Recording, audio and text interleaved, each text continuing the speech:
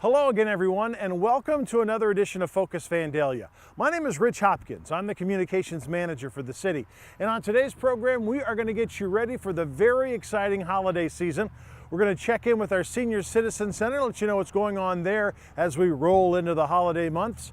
We're also going to check in with our crime prevention officer, give you some solid tips so you can stay safe during the holiday season.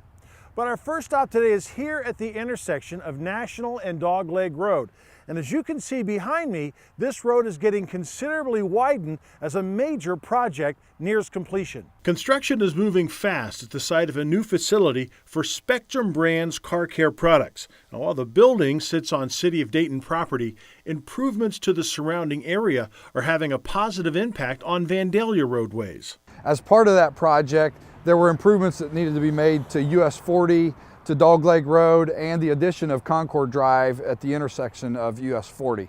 Public Service Director Rob Cron says the intersection of Dogleg Road and National Road is changing for the better. With the addition of the intersection onto airport property north of US 40, they have added a right turn lane on US 40 for about 800 feet to the east of the intersection. Along with that, they've improved the intersection of Dogleg Road here, where we've added a right turn, a left turn, and a through lane that goes north right onto the property. Another feature of the intersection's improvement is a traffic light.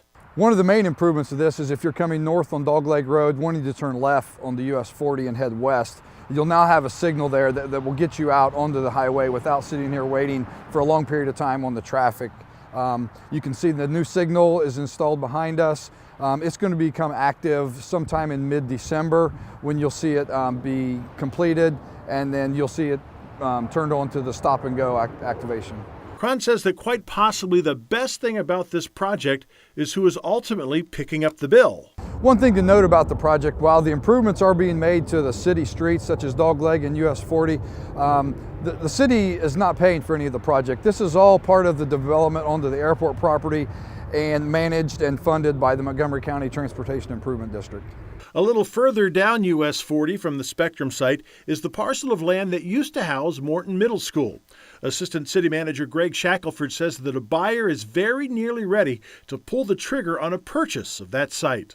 We've been under contract for several months. We actually extended the contract out through beginning of April to allow the company that's buying the property. They're going to create a PUD, and they've also been working on finalizing a few agreements that they will have some medical users that are going to go into the site. While the pieces of this deal are still falling into place, it's likely we're a month or two away from the final sale being executed. We'll likely close late January, early February is the new target date, but the good news is everything is moving in the right direction. And I think what it could mean to us initially is probably the frontage along National Road will be primarily taken by medical facilities, and then the property in the rear probably take a little bit longer for them to figure out what they're going to do from a development standpoint. Meanwhile, a couple of land sales that have been completed at Stone Quarry Crossings, where Manufactured Assemblies Corporation, or MAC for short, is taking steps toward another possible expansion. MAC has been interested in buying the 4 acres to the west of their facility. We've been under contract with them for a few months. We're going to try to get that closed by the end of the year, and then they'll actually have land to the east towards Peters Pike and land to the west towards Airport Access Road, and they can determine how they want to proceed. But I would say probably within the next few years, at least within a year and a half, they'll make some decisions on how they want to continue to grow. MAC's next-door neighbor to the north is Independent Can, another company that recently bought additional land for a possible expansion. That property has been sold, and they were replatting it so that it'll be under one lot. They're combining the 2 lots, and then they can grow at whatever point that they're ready to. One last economic development note to pass along. A Moraine company called Cables to Go is considering a move to Vandalia. What they would look to do is relocate the facility that's in Moraine, and the employees would come to Vandalia. They're looking at the south, one of the buildings, the south building that's owned by Strata Cash that was formerly owned by PaySource, 6500 PO. So we're keeping our fingers crossed on that one. I think we're getting closer, and that would be very important, especially with the loss of Delphi, which is going to probably wrap up by the end of the year. Here's a note about a longtime Vandalia resident that's operating out of a new building these days. In November, the Vandalia branch of the Dayton-Montgomery County Public Library held a ribbon cutting at its new branch. The new building more than doubles the space available from the old facility, and it includes special areas for teenagers and small children. Vandalia Mayor Arlene Setzer was one of those asked to speak at the ribbon cutting and wished the library well in its new Vandalia home. As we approach the end of the year and the beginning of the next, the folks at the Vandalia Senior Citizen Center are hoping you might be in a mood to help out a few worthy causes. Senior Center Coordinator Tony Williams says the center is looking for your help in an effort to keep kids warm this winter. I talked to the Vandalia Food Pantry, and they're in need of hats, gloves, scarves for both adults and children. So if you're interested, we're partnering with the United Methodist Church, who we've also asked to join us. Bring us new hats, gloves, and scarves that you purchased, or if you are a knitter or a crocheter, bring us ones that you've made. If you need yarn, we have lots of yarn. Come see me in the office and I'll let you look through what we have, and then you can bring back what you've created. The deadline for donating to the Hat and Glove Drive is January the 31st. Now, if that's too soon, there's another campaign for lap quilts that runs through March. The super sewers here always make lap quilts that they donate several places, and one of the places is the Miami Valley Hospice, and they will be donating a bunch of their quilted lap quilts for the March presentation.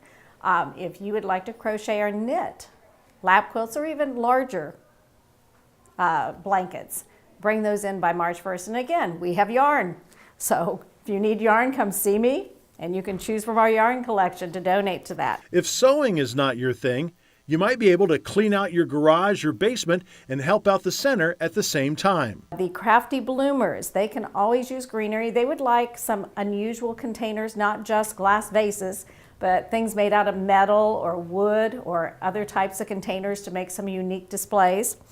They do have enough mason jars and bud vases, and they prefer no plastic containers. And this month, there's a special appeal from the center for someone who might have billiard supplies collecting dust. Williams says she recently asked pool players at the center if they had everything they needed to continue playing into the new year. And they said, well, they can always use chalk for the pool cues and cue sticks and covers for the tables. I looked at the plastic ones we have, and they are held together with duct tape. So if you happen to have a pool table cover you'd love to get rid of, we would love to take it. There are some interesting programs taking place at the center in December, including a December 12th Speakers Forum presentation from Richard Esposito. He's talking about the golden age of movies, taking it from the time the talkies came out through the 30s and the 40s and the 50s. And he has about an hour slideshow with lots and lots of pictures. So that's a really good one to look at. This month, Williams would like to give a big thanks to the members of the Vandalia Church of the Nazarene, who recently stopped by to give the center a deep clean. This is the second year in a row that they have came towards the end of October. They cleaned every single inch of our kitchen, every table, every chair, every doorknob, every windowsill. We thoroughly appreciate that. You know, we have a great cleaning crew with the city, but they can't get all the nooks and the crannies, and so we really appreciate them coming and doing that. One last note to pass from the Senior Center: the center's annual holiday catered dinner is coming up fast, which is on December 16th at 6 o'clock. Those tickets are $12 each. We're selling 94 tickets up until December 9th, unless we sell out tickets early, and that happened in April. So don't wait till December 9th because it could be sold out.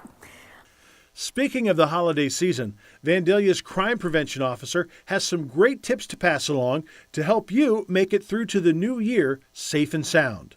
During the holiday season, traffic volume increases. A lot of people are traveling. A lot of people tend to get in a rush due to the holiday events. Most important thing is to give yourself plenty of time to travel, slow down as you drive, and be a little bit more cautious. just because of the travel. Also, in addition to that, when inclement weather hits, whether it's snow, sleet, ice, rain, no matter what, you also need to slow down your speeds and give a little bit more travel time. Be aware not to be hitting the brakes very hard, not steering too quickly, giving you more self-time to change between lanes. Those type of things are drastically important during the inclement season. Officer Doug Nagel says driving in any weather is dangerous if the person behind the wheel has been drinking. That's why he says it's a good idea to plan your transportation before you head out for the night. Very important to first designate a driver, and the driver does not consume any alcoholic beverages, and decide that at the beginning of the night. The second is, if you can't have a designated driver, use a taxi service, the Uber service on your phones, no matter what it may be, or find a house that you're going to go to and stay there for the night. It's drastically important not to drink and drive. That's the number one cause of most accidents and most fatalities. So it's very important that we want to limit accidents, and we don't want any fatalities during the holiday season at all, or ever throughout the year. And for those of you shopping for Christmas gifts, here's some advice. Don't leave all those packages and everything you purchased out on the seat. Put those in the trunk or stow them away to where they can't be seen. It's very important, obviously, to lock your car. That's the number one preventable thing that you can do, that we see within our communities and all over the Miami Valley, is people don't lock their cars up and get their valuables stolen. Don't leave stuff in overnight if you don't have to. Bring it inside. And as you go to the malls and shopping, try to park close to the door if you can, under a light and away from other cars. That's a great way to limit your exposure to either thefts, anybody trying to take your packages while you're walking out. In addition to stuff like that, just some easy tips. Of course, the Christmas gift that keeps on giving throughout the year is the gift of fitness.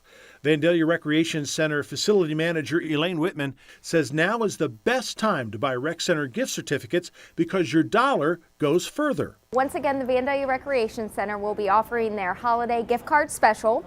For every $25 spent in gift cards, you get a $5 gift card in return. So it's a great time to stock up for your membership, activities, even your daily admissions you can save. The gift cards can be used for just about anything. So you can buy the gift cards in advance, planning for that softball, baseball come spring, or you can buy them for the swim lessons or even your Castle Hills pool pass coming up in May. If you'd like to get in on this deal, you'll have to act fast as the offer expires on January the 9th. All you have to do is come up to the front desk of the Vandalia Recreation Center and tell them that you want the gift card special. And again, for every $25 spent, you get a $5 gift card. As we head into the new year, there are some changes you'll see at the Recreation Center, including new hours of operation for the climbing wall. Starting on January 1st of 2017, we will be changing the climbing wall days and hours. They are currently open 7 days a week, but we're reducing it. The climbing wall will only be open Tuesdays and Thursdays from 5 to 7. And then, of course, the weekends will remain the same. Saturday and Sunday, the wall is open 2 to 5. Recreation Supervisor Sarah Levy says now is a good time to try out the wall. Climbing wall is a great exercise for anybody. You can boulder around the wall or you can climb, either or. It's a great workout. And we're still going to have the free wall nights. Every third Tuesday of every month, we will have free wall nights on Tuesdays from 5 to 7. The Vandalia Recreation Center is a public facility that's open to everyone, regardless of where you might live. That said, the center has a fee structure that's designed to give Vandalia taxpayers a break on admission and membership fees. Our fair share policy refers to the fact that if you're living in city limits, your taxes are contributing to our operations here at this facility.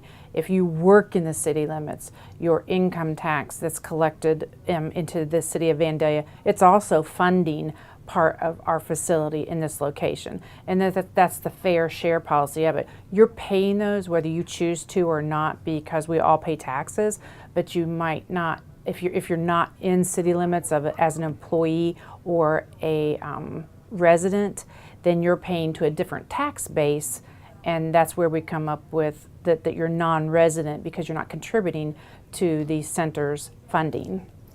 So how can you tell if you're a city resident?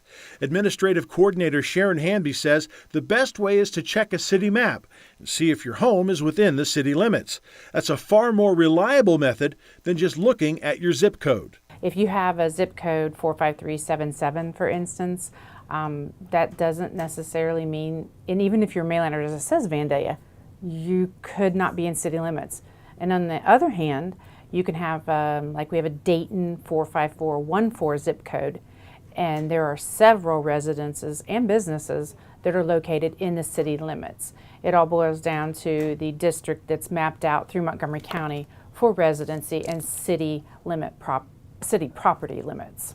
And once you show you are a city resident, you might want to take advantage of the free resident ID card the center is providing. We offer a free resident ID card. We require that one time you prove that you are a resident. Even if you're a youth and you don't have driver's license or something that shows that, have a parent come with you, stop up at the desk, have the parent show that, proof of residency by either a water bill or your driver's license.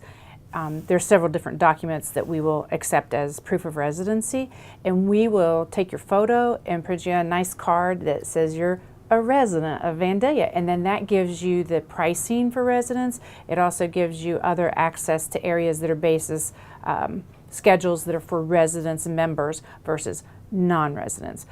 Our last stop today is at Luther's Jungle. It's an indoor play center designed to offer young children a safe place to play while their parents are working out. Beginning in January, they're simplifying the rules for admission to the play center. We are doing some new changes this year. So beginning January 1st, 2017, there'll no longer be a height requirement. It'll be open for children ages 4 to 9 years old. Recreation Supervisor Brittany Oliver says Luther's Jungle is a popular attraction for parents who need some alone time to work out. It's perfect for parents that want to work out. You can do $2 if you're a member. It's $3 for non-members, and that's available for up to 3 hours. So if you wanted to get a workout in for 3 hours, bring your child in here and they can hang out. Speaking of Luther's Jungle, some very good news to report this month. Bowtownsend Ford Nissan has been a long-time sponsor of this attraction, and the company just signed on for another 5-year sponsorship. As a part of that sponsorship, they've redone the wall outside of the jungle to give it a new, fresh look. That's going to do it for this edition of Focus Vandalia. I'm Rich Hopkins. Thanks for watching, and we'll see you next time.